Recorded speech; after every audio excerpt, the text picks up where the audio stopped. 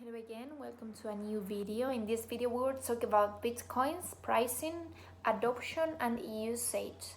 So let's start. The digital currency of cryptocurrency Bitcoins had attracted a great attention in public press since early 2013, where its transaction volume and market capitalization become material. The goal for this paper is to explore Bitcoins theoretically and empirically from the perspective of the market for Bitcoins, its price determination, and its usage. Even defining Bitcoins is complex. It can be described as a protocol, a currency, a payment system, and a technological platform. At its core, Bitcoin is open source software, and devices around Bitcoins are added on a wide range independent companies and software developers. The software enables a public ledger of transactions coupled by protocols and software that maintain security. An individual owns a Bitcoin if there is a ledger entry moving the Bitcoins to an address belonging to the individual. If the individual has the appropriate passcode, then the individual can turn and authorize a ledger entry assigning it to another individual address. So, unlike bank balance that can be viewed or manipulated digitally, an individual's Bitcoin's balance is not a promise to provide funds on demand. The individual with the passcode associated with the address has full control over its disposition, and that Bitcoin's balance is not linked to anything else. The full definition of Bitcoin's ownership is the entry of the ledger assigning into an address. So when an asset is purely digital and when a public ledger can securely track ownership of assets, many new users become possible. Recently, a variety of startups have used the Bitcoin layer of Bitcoin-like technology as a platform to provide a variety of services such as settlement of securities or interbank settlements of fiat currency. In this paper, we will not focus on this application or the idea of Bitcoins as a technological platform, but instead we will consider direct consumer use of the technology, for example, as a store of value or as a payment system. For payments, Bitcoins has several distinguishing features. One individual can transfer Bitcoins to another anywhere in the world without relying on counterparties or trust relationships beyond the trust in the software, and indeed without getting authorization to do so from any company or government. All that is necessary to transfer value electronically is the passcode to authorize a ledger entry to move the Bitcoins to another address. On the other hand, if the recipient wants to obtain value from the Bitcoins in the short term, she must either find some merchant who will accept them, find an individual buyer for the Bitcoins also, or sell them or an exchange. This creates frictions and risk in using Bitcoins. This will be a focus in this paper.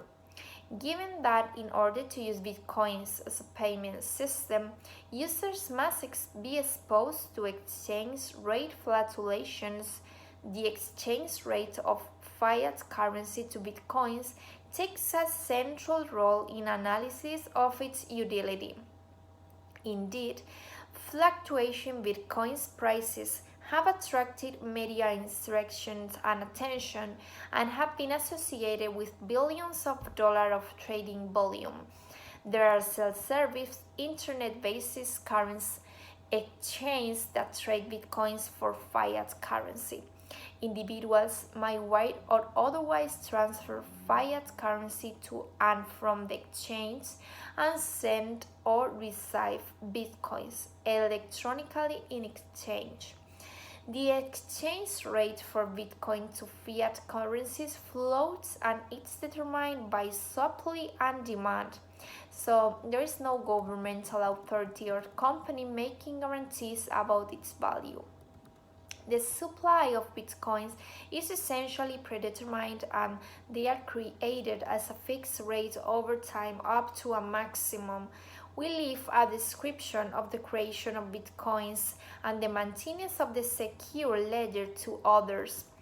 Although there are fascinating economic issues involved in those aspects of bitcoins as well. The fact that Bitcoin is not backed by governments and also has no fundamental value has created confusion in the popular discussion about how exchange rates are determined. The first contribution to these papers is to show that Bitcoin's exchange rates can be fully determined by two market fundamentals: the steady state transaction volume of bitcoins when used for payments and the evolution of beliefs about the likelihood in that technology survives. In steady state, the exchange rates are determined by the ratio of transaction volume to the supply of bitcoins. In the absence of sufficient participation by investors, the exchange rate also depends of the rate of adoption and of the level of demand. In our model, exchange rate increases over time until they reach a steady state where all relevant users use the technology when they have a need that fits Bitcoin's use cases. We then proceed with two distinct types of empirical work. The first examines the relationship between transaction volume and exchange rates over time, showing that exchange rates generally follow a pattern consistent with fundamental outside a few periods of price spikes. Thus, at least directionally, the force of supply and demand appear to be operating. Second, we look at individual behavior on bitcoins to understand how Bitcoin is being used. This is possible because the ledger is in public, although Bitcoin's pseudonymous, meaning that identity information is not attached to address. Addresses can be followed over time. However, since individuals typically have multiple addresses, it's not trivial to identify which collection of addresses are individual user or Bitcoin's business. Building on Ronan Shamer's book, we implement a variety of heuristics in combination with publicly available data sources to group addresses into entities and identifying business. In all, we use a list of approximately 22,000 entities whose addresses are known to belong to businesses with high probability, and we take about 78 million Bitcoin addresses and groups them into 70 million distinct entities. Using this data, then we analyze users' adoption and behavior. We show that Bitcoin's ownership is highly concentrated and that only a small fraction of users fall into the category of long-term frequent users. Frequent is not growing as a share of the network. A sustainable share of transactions volume takes place with exchange. Thus, investors likely play a major role in transaction volume at that time. Bill thought that the length of our theoretical model that implies that exchange rates are likely to be more sensitive to beliefs about the future of bitcoins and are less sensitive to current transaction volume for its own sake.